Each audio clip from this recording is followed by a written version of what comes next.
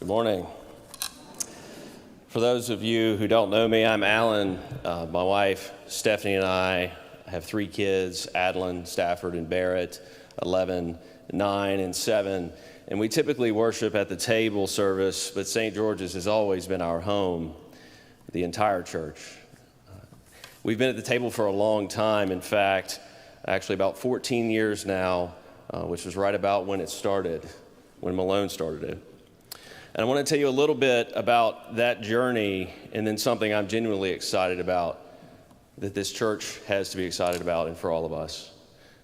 When Stephanie and I first started coming to the table, it wasn't in Legacy Hall.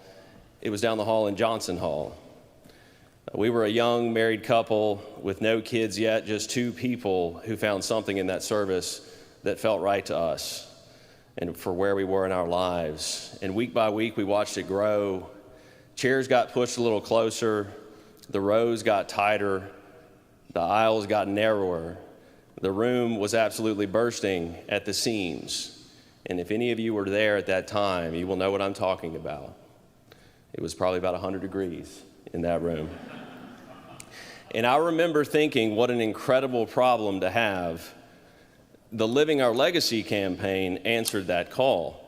It built Legacy Hall, the space where the table now meets, and a space that now serves this whole congregation from children's and family events to parish celebrations.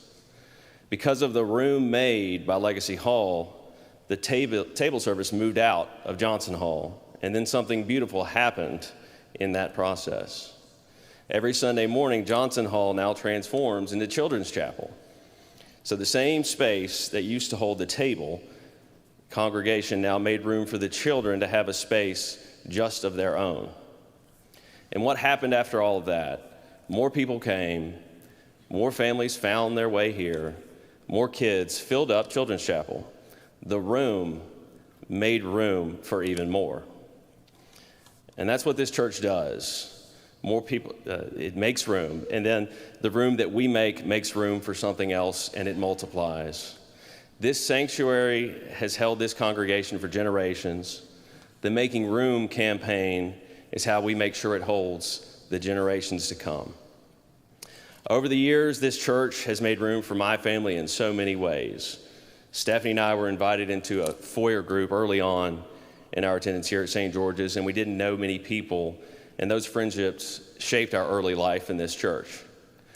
The church made room for Stephanie in ways we're still grateful for today. Adeline now volunteers in the nursery, loving on the babies the way this community loved on her. The church made room in essentials groups, in VBS, at the Christmas pageant, Easter egg hunts, Mardi Gras party, all the ways this community wraps itself around families and their kids in Children's Chapel. And in 2022, when our family walked through an extremely hard season of life, this community surrounded us with prayer and love in ways we'll never forget. The church made room for us over and over again. And now we're at another of those moments. Average Sunday attendance here is 858, 838 and growing. And on busy Sundays, we top 1,000. On Christmas and Easter, 2,500 people want to be here. Right now, we run a shuttle service roughly 25 Sundays a year.